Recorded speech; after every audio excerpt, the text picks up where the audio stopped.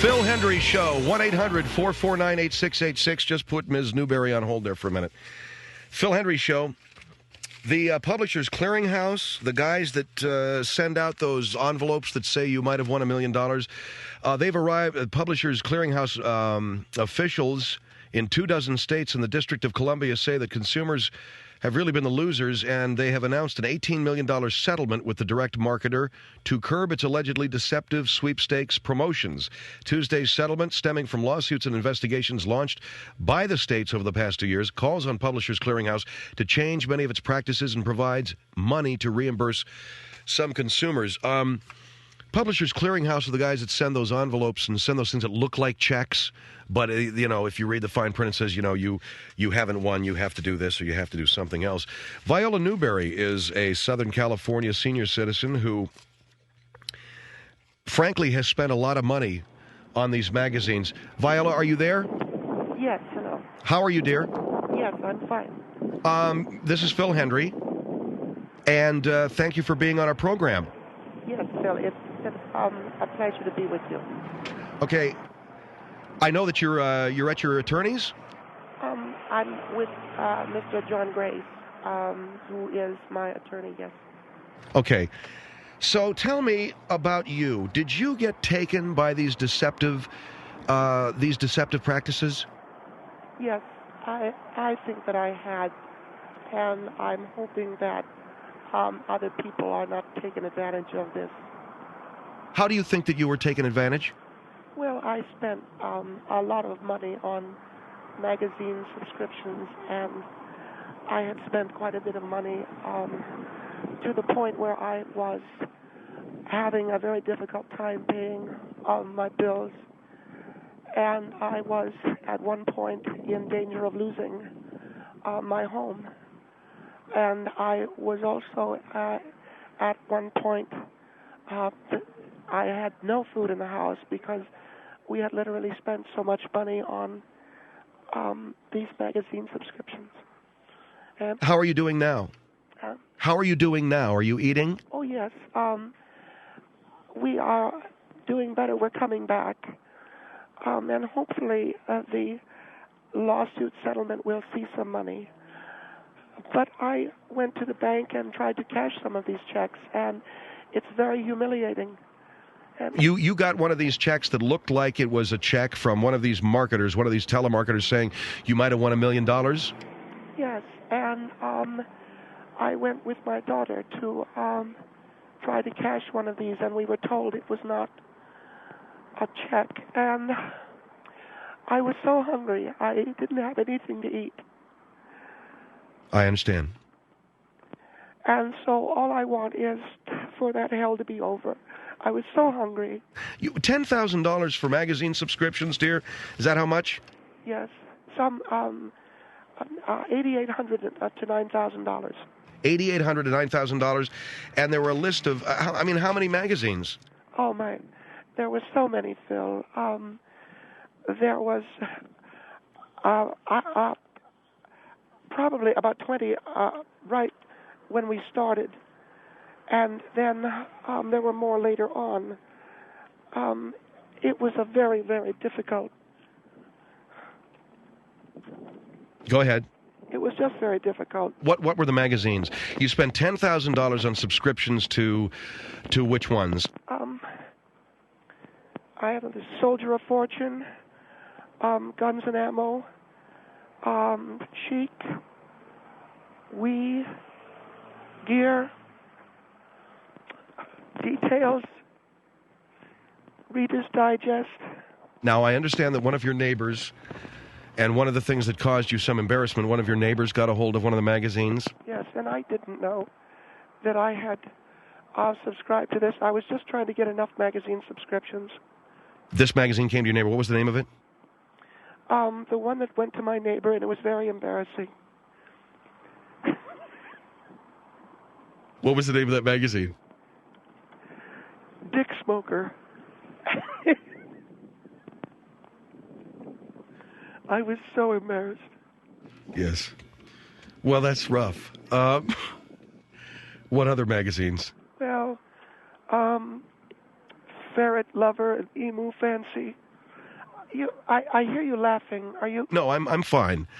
I'm sorry that you had to do that, and that was embarrassing. That was embarrassing, and that's when they asked me what was going on, and that's when I said that I had been treated badly by these people, and I wanted my money, and they directed me to an attorney. So you had no idea that you were buying all these magazines, and they weren't going to get you any closer to winning $1 million? No, I thought that they would.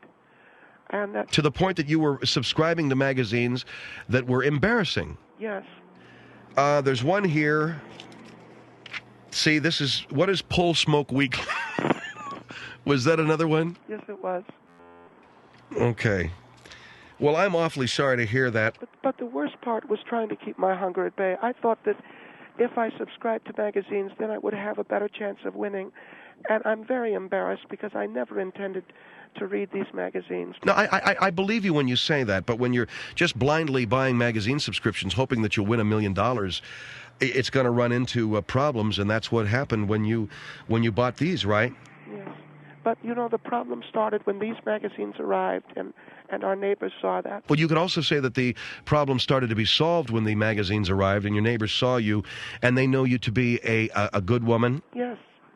And they know you to be a kind lady. Yes, absolutely. And they know you to be a woman who is a sweetheart, right? Yes. So that when they see you getting subscriptions to magazines called Peter Puffer's...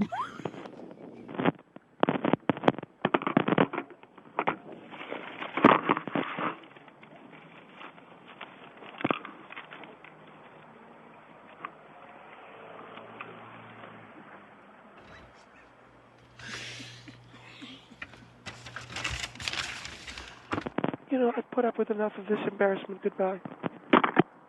All right, I'm sorry. She hung up on me. I apologize, but the lady she's a very nice lady. And Mike, you talked to her before we went on the air. Please call her back and tell her that we did not mean to embarrass her. But these are magazines that came to her house. Okay? Call her back, will you, man? And get her back on our show, please. 1-800-449-8686. 1-800-449-8686 is the number to call here on the Phil Hendrie Show. And we are trying to get contact back to Ms. Viola Newberry. She is a widow. She lives in Canoga Park, California, and found herself subscribing to so many magazines. Some of them, frankly, and what we're saying here, were of an obscene nature. And as the result of that, neighbors saw these magazines coming to her house. And, there were problems. And maybe you are a senior citizen who's been involved in that kind of thing. I don't know. I think it's just terrible. And I've gotten a lot of those. Have you gotten those things, man? The kids, they get the Publishers Clearinghouse thing, and they're going, wow, let's subscribe to these magazines and put our little stickers on. I'm saying, don't you guys understand? We're going to get ripped off. No. Alex, our 12-year-old guy, he's like totally, and I finally said, dude, life ain't that easy. It just don't come that easy, man. You're not going to win $1 million. And when he saw the envelope that said, Phil Hendrie, you may have won $1 million, he was just jazzed. All right, 1-800-449-8686, 1-800-449-8686, Phil Hendrie Show.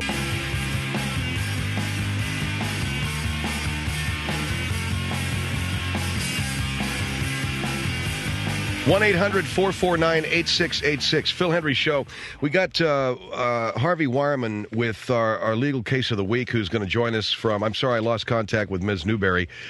So Harvey is with us from San Marino, excuse me. Harvey Wireman is an attorney at law and has taken on the case of a fired catalog company worker.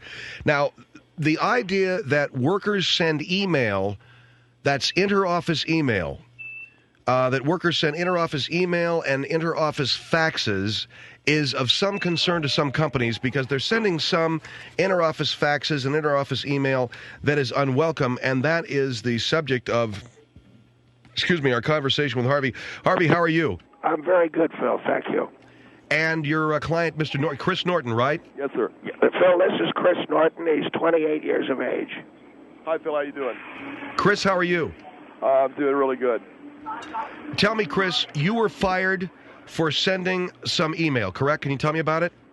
Yeah, I was fired for sending email to my coworkers. These are some very tasteful photos that were sent to raise morale in the office because of some rumors that the company's being sold. There were rumors that your company was being sold, so you sent email to raise morale? They were planning on doing some downsizing. We had some new employees came in, and I wanted to bond with them a little bit and make them feel better. And I sent these emails. All right, Harvey, there are two different emails, right? Yes, Mr. Norton sent two different emails to some female employees. In one... What does it look like? Yeah, in one, it's a picture of him going up for a spike in beach volleyball, and the caption reads, "This could all be yours if you play your cards right." In another picture, it was taken early in the morning by his friend. What is your friend's name? Clark Townsend. By his friend Clark Townsend. He had stayed at Chris's house after a party, and the message at the bottom of the photo, and it shows a picture of Chris with his hair tousled after he's just gotten up, and the message says, "Wouldn't your clothes look good laying on my floor?" Also, he sent pictures to customers. All right, well, what are you guys claiming? Mr. Norton was fired for this. Phil, what we're claiming is this. First of all, this is not harassment. This is a coworker trying to raise the morale of fellow employees. Mr. Norton is an extremely handsome man. He has a terrific physique. I can see where women would find him attractive. Any woman that does not take this as a compliment that Mr. Norton has sent them these emails, we would state is either frigid or a lesbian or is frigid. Well, he. Let me ask you this: was he warned about this behavior? Yes, he'd been sent a rather threatening missive from his superior, a rather unattractive middle-aged man who we think was jealous. And we feel in normal circumstances a company can control its interoffice memoranda, but we contend, Phil, that this is a constitutional issue. All right, well, hold on. So Mr. Norton sent a picture of himself going up for a spike in beach volleyball with a caption that reads, what did the caption read? The caption on the beach volleyball picture? Yeah. That read, this could be yours if you play your cards right. All right, and then he sends another one of himself after just getting up in the morning. Wouldn't your clothes look good on my floor? That is correct. How do you figure that this is constitutional? We feel it's constitutional because we make the argument Mr. Norton is so singularly and devastatingly handsome that the First Amendment guarantee of free speech would extend to him in this circumstance. He is. Chris, tell Mr. Hendrie. Mr. Hendrie, I'm very good looking.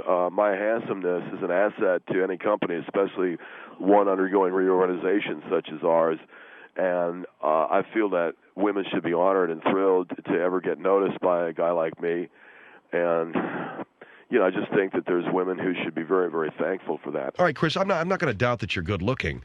I'm not going to doubt that you're devastating. What did you say, Harvey? Devastatingly handsome. I've seen the guy, and I will tell you there isn't a gay bone in my body, but I will tell you he's a very good-looking young man.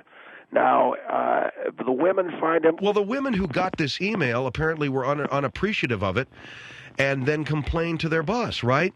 We're not sure about this. Cindy and Melanie got the email. I'm not sure why they have come down on me. Did the women complain to you? No, they did not. But I got it. My boss said that I'd sent this email to them, and he said that they'd complained to him. But I don't believe it. Why don't you believe that these women complained you were sent an email? Because I've dated both of them. I can tell that they want it. And so I'm not at all, I'm not believing, that they don't want it from me. What we're saying, Phil, can you hear me? Yeah. Phil, what we're saying is Mr. Norton had a constitutional right to send photographs of himself going up. Now, I got a fax of this, okay? Of which photograph? This is a fax of the picture of him going up for a spike in beach volleyball. He's fallen out of his trunks, if you know what I'm saying. We understand that. So what we're seeing here is not frontal nudity. We understand. He was going, it was an action shot during a beach volleyball game. He's extending for a spike. Apparently he went up so rigorously that he flopped out of the Speedos he was wearing. Okay, well, if you're sending this thing into her office... Yeah, but Mr. Hendrie, I have, and I don't know if it's a problem that some men have, I have a very hard time staying inside of my Speedos. Because... All right, Chris, good for you, dude, but, you know, you may have problems staying inside your Speedos and you're playing beach volleyball. Where do you get off sending this email into her office to women who complain? That's just it. We don't know. Phil, we don't know if they complained. Well, how did the boss get a hold of it? I don't know. I think that he might have found it on their desk. We believe that he intercepted it somehow. Why do you refuse to believe that these women went to the boss with this email of Chris going up for a spike in volleyball with this thing flying out of his pants, that they didn't go and complain to the boss? Because, Phil, as I said, I know both these women. They're very hot, and they know how handsome I am. They've seen me. We've been out, had a drink, and I believe that they both want it. And Harvey, what is the legal explanation for this? Well, I swear to you that these are women who, and I've spoken to Chris, and I've spent many afternoons deposing him and getting his side of this story, and I believe him when he tells me. And I've been around a lot of criminals, and I've been around a lot of felons. I believe this young man when he tells me these women want it from him, and it's only a matter of time, right, Chris? It's only going to be a matter of time, Mr. Hendrie, before they want it so bad. So therefore, based upon the conclusion that you are both drawing that they both want it from Chris, they didn't go to the boss with the offending email, these pictures that were scanned of Chris after getting up and going up for a spike in volleyball. They didn't go to the boss with these emails. The boss found them on the desk. That is what we're supposing. We don't know, but we think the boss took them. Have you tried talking to these two young women? Chris? Well, I did, Phil, and they both claimed that they were offended, but I know that they were trying to send me a message that actually they weren't. That, in other words, they have to say that or they're losing their job. You see, Phil, you got a lot of questions, and you... No. I got one question. These women said to him point blank they were offended by him sending the email, and he's drawing the conclusion that they're just saying that because they're afraid of losing their jobs. Absolutely. They could be fired. We think there's that we tacitly understand that they're sending a message that they want it from Chris, but they're saying that they don't want it because they're afraid of losing their jobs. And this is some conspiracy on the part of the boss. Well, let's just say that the boss found the... I can't understand this crap. See, Phil, you have... Mr. Hendrie, I'm very good looking, and yeah, I know you're good looking. You guys are telling me a story here, man, that it's chasing its tail. And what part don't you understand? The guy's handsome. He's sending inter-office memoranda, emails, pictures of him with his thing hanging out of a pair of shorts, going up for a spike in volleyball. Wouldn't you could, this all could be yours if you play your cards right. Did he sign these? He didn't. Well, what do you mean, did he sign them? Did he sign these? Did the women know who they were from? They know. It had his picture, for crying out loud. They know who it's from. They have my picture, Phil. And you know that these women really want to be with you, huh? I know they want it. And he knows that they want it. And well, do they want it from him? Yes, Mr. Hendrie, that's what we're trying to say. And, Phil, if you don't understand, you may be jealous. I know that I find myself... Jealous of what? Jealous of how good-looking I am. And oh, come on, you guys. Hold on for a minute, all right? Well, mister, you got to understand what we're up against. Hold on. 1-800-449-8686. This guy, Chris, is real good-looking. Stick around.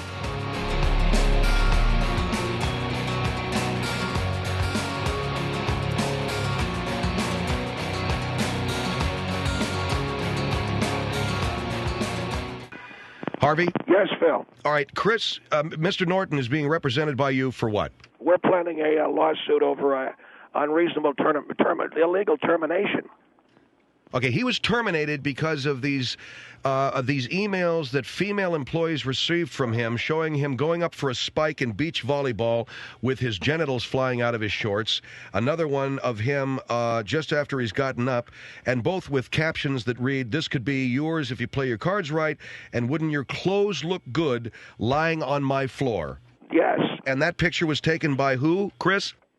That picture of me right after I've gotten out of bed is taken by a friend of mine by the name of Clark Towns, and he'd stayed at my house after a totally righteous party one night, and he just said to me, I had awakened up, and he said, "Whoa, hold on," and he ran and he got his camera, and he just went, I think we can make some money with this. So I'm like, dude, I know what you're talking about, and he's like, just stay there.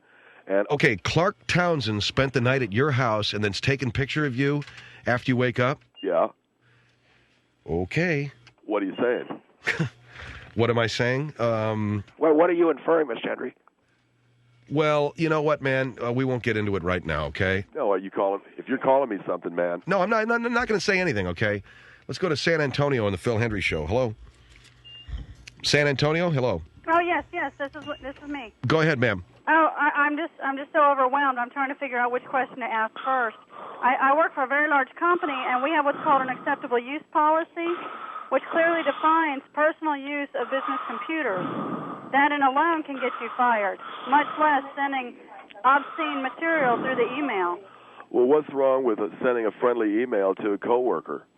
Showing your genitals is not a friendly email. That's defined by the U.S. government as being sexual harassment, and it doesn't matter if you send it to a stranger or someone you're dating. He's not the boss of these women, so how is he using because his it's position? His computer. How's he using his position to force them to coerce them in any act? Sexual harassment is clearly defined by a superior sexually harassing a subordinate. Mr. Norton, in this case, in fact, was the subordinate of the two women who received this. Yeah, but the lady just said he's sending a picture with his genitals hanging out. That's obscene. These are two women who knew Mr. Norton. And like I said, Mr. Hendrie, I'm pretty sure they both want it from me. That's irrelevant. That's completely irrelevant. Why? If they want it. Is this a business computer? It's my computer in the office, yeah. Okay, who paid for that computer? Well, technically, they do. The company? Then the company has the right to govern the use of that computer. The two women do. Well, who are they? Are they your bosses? Yeah, they own the company. Oh, man. What gall. And that's what I'm saying. They used their position to fire Mr. Norton because they want it from him. Wait a second. He sent them email with his genitals hanging out. He sent them email with "Wouldn't your clothes look good on my floor?" And they're harassing him? They are his superiors. Then he owes them a certain amount of respect. If he's being insubordinate by sending those pictures. He was being convivial. He was being friendly. He was doing it, and he's a very handsome man. That's the point. How he looks is completely irrelevant to the subject at hand. But my Whether he's attractive or not attractive is completely irrelevant. I have men tell me every day how attractive I am. I have a master's degree in physics. I use my intelligence and not my body. This man was probably fired for incompetence because he's so stupid. Well, I mean, first of all, you say... You can tell by his voice that he's ignorant. Well, hold on for a minute, ma'am. Allow my client to respond. What, Chris? Well, first of all, she says she's really good looking. I mean, what do you mean by that? I mean, I have gentlemen asking me every day, why am I single? Because I could have any man that I wanted. I have men telling me that every single day. But I want a man. Am I gay? No, I'm not gay. No, I don't mean you're gay, but I mean, do you have it going on? I mean, you know what I'm talking about, right? No, I don't know what you're talking about, but I do know that I respect myself, and I want a man who respects himself. I mean, are you stacked, or are you stacked up front, or... I don't need to get into that. I don't think that's a question. Well, she says she's good looking. I just wonder if she was tight in the toilet area. Attractiveness is defined by different people different ways. And personally, I don't care to respond to your rude comment about if I'm stacked or not, because it's totally irrelevant to the conversation. Ma'am, I think that Mr. Norton's entitled his constitutional rights. Okay, so don't you think you have a constitution? Because he has large genitals, he can't be fired. I'm saying, don't you think you have a Yes, I'm saying that, and I'm also saying, don't you think he has a constitutional right to at least know whether you have a large chest? No, he does not have a constitutional right to that, and this is exactly what's wrong with California, because you guys clog up the legal system with these ridiculous lawsuits. Why doesn't the guy take a lesson from this and learn from it so he can go on and get a better job? Well, How my much was this attorney guy said, making for a living? $5 an hour? Mr. Norton's income is not of relevance at this point. It's as relevant as whether or not I'm stacked. I have a constitutional right to know how much money he made. well, my attorney said that I have a constitutional right to know if you've got a pair of tickets on you or what. You don't even have an opinion. I've been listening to you for 20 minutes, and all you do is repeat what your attorney said. You don't even have enough brains to think for yourself. Ma'am, I think what's important here is a young man's constitutional right to due process is being violated by two women in a position of authority who are using him sexually. And Wait a minute, I got to jump in. How are they using him sexually? but this kid's good looking, okay? And I'm sure they gathered around and leered at the picture of him that he emailed them, talking about his, everything. I'm sure they got their jollies. If he's not They're getting their intelligent, first cookies. of all, They're if he's getting their not cookies. intelligent, good looking doesn't matter. Second of all, the female personality does not work like that. Women, if it worked like that, Playgirl would sell as many copies as Playboy. The reason Playgirl doesn't compete as well as Playboy is What because about that women don't Pepsi get their jollies commercial? looking at pictures. Well, wait a second. What about that Pepsi commercial that shows the women's looking at the construction workers? That was a Pepsi commercial, okay? Look at the dollars for dollars. Playgirl does not sell as well as Playboy. There's a reason for that. Women don't get their jollies looking at naked men. Hold on for a minute. What is this, Alien or something, man? I'm hearing Darth Vader on the other end. I'm sure that they hired him so they could stare at him all day long. And that's what I women think. don't do that. I have a master's degree in physics. We don't hire men just to look at them. What is that breathing I'm hearing? What is that? I don't know. I I don't don't know what it is. understand. Well, I'm listening to something that sounds like Darth Vader. I can hear it Okay. too, but I don't know what it is. I'm sorry, Mr. Ernie, I have a bad connection. Uh-huh. All right, ma'am, I think you have very intelligently tried to articulate... I would just advise the lady to understand the constitutional rights of Mr. Norton as it pertains I want to my his genitals. constitutional rights protected against people like him. People like him are the reason we had to enact these laws, because people like me couldn't even get a job because of people like him 15 years ago. 15 years ago, we did not have the same rights to go to engineering school, to get a master's degree in physics, All I'm to have a asking about- job in the corporate world. What is that? I have no idea. I don't know. What is Chris? You all right? I'm fine, Mr. Wireman. Did you guys have a comment? I just don't know what was wrong. If I'm asking her about the size of her knockers and she's refusing to answer the question. Because I have moral values and I have respect for myself as a person. There's more to a person than their body. Your intelligence means much more than the way your body looks. You're going to age. When you're 70 years old, you're not going to look the same way you do now. Okay, something's going on, and I want to know what it is right now. What? What? You know what I'm talking about. Something on the other end of the phone. I can hear it, but I don't Can know you if hear there's a that? line for- I can hear it. What is that? It I don't sounds know like, what you're... I think you're flipping your lid, Hendrie, from doing too many talk shows. I'm not doing a thing. Neither am I. All right, You maybe think it's... Phil Hendrie has flipped a lid? Is that what you said? What? Yeah, I think he's flipping his lid because he's hearing voices or something. No, I can hear the voices too. There's a line crossed into our phone line. And we can hear somebody on that other line. That's what he's talking about. He has not flipped a lid. Oh, There it is, right there. What? They must not be able to hear it, Phil. I can hear All right. it. I'm on a cordless phone, and Yes, it's the only ma'am. phone I have, and it may be tied into something else. But Okay, all right, thank you very much for your call. okay. Gentlemen, I would just like to conclude, okay? yes, tell us what your conclusions are. I will. First of all, Oh, I think... What is that? What? I think both of you guys have got a long way to go before... Oh, yeah, baby. All right, I'm hanging up. Oh. Because if we got a problem with the lines crossed, I don't know. 1-800-449-8686. This is the world-famous Phil Hendrie Show.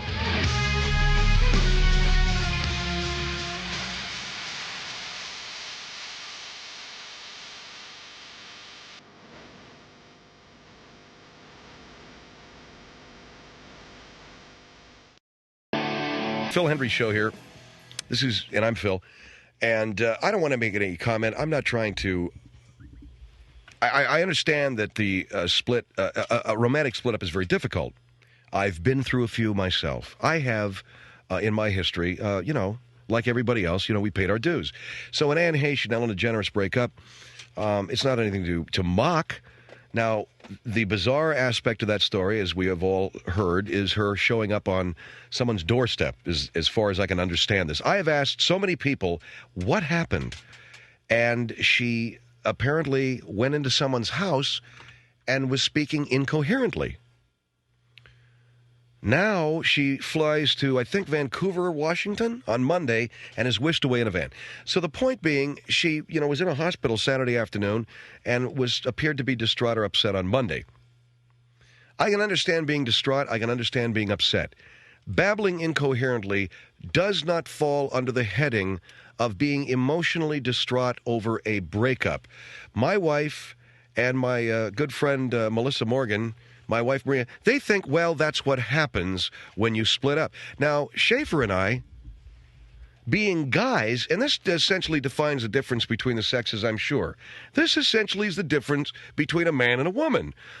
A woman hears of another woman wandering into someone's living room and babbling incoherently and putting on their pink slippers and all this stuff. Well, she's distraught. The first thing I thought was the woman needs a CAT scan. I think she needs a physical, or don't you think? And I got my wife saying, oh, that happens when people break up. Who are you reading and what are you smoking? Yeah, honey. I got but what? No, I think that's indicative of the need of a CAT scan. I think she needs a full diagnostic tune-up. See, what happens is after breakups, women go nuts, guys go to nudie bars. And here's where you have the essential difference. Guys just go and start shoving $5 bills down G-strings, and women are babbling incoherently in living rooms someplace. But for you to say that, you violate all of my trust in you. Why don't you come on over here to the microphone for just a minute, honey? Come on over and let's introduce my wife, Maria. We've been married going on 4 years now. Here she is, my wife, Maria. Okay, you've just broken up with your significant other. Kill the mic. So I was just going to shut up. So I really believe. No, go ahead. Turn it on. Middle of nowhere. Yeah, go ahead. It's 90 degrees, and your freaking car breaks down. Got it. So what else? All of those things would mean I'd get on the phone and call AAA, and I wouldn't be babbling, cabbages and kings and the cow jumped over the moon. I'd be going, hi, I'm on Interstate 6. Please bring a truck. I need a gas. That's because you're logical. Oh, and Anne Heche, who oversees a $40 million a year film career, or whatever the hell she's making, she's putting on someone's slippers? I think her synapses just misfired, and she just couldn't make any better decisions. Yes, I agree, and that means CAT scan, brain scan. It means romantic heartbreak. Blood test, please. Blood test. Romantic heartbreak. That's what it means. When have you ever... Oh, look it. I don't think I'm talking out of school here. My dear friend Craig Taylor. Craig just busted up with his girlfriend. He came in here to work every day. He didn't come staggering in here like something out of Dawn of the Dead. But you didn't see him on the weekend. Well, his business is his own, and I admire him. If he got drunk, if he went to nude bars, whatever he did, that's cool for him, because he put all his stuff in the weekend, he comes in, he's ready to work. Right, and she did that on the weekend, too. He's not asking Schaefer if he can borrow his underwear, which is what Anne Heche was doing. The poor thing, don't you honestly believe? Because the thing happened to Larry Durker, who's the manager of the Houston Astros. He suddenly pitched over in the dugout and was like babbling incoherently and strangling. And they went in, they did a CAT scan. They found he had a brain freaking tumor. They went and took it out. He's fine. But not on the day that he broke up with his wife. He hasn't broken up with his wife. I know. Fortunately, Larry's okay, and Ann will be too. We got to stop and get something. We got to go to Gelson's. Something. Okay. Some salad, because I'm not cooking.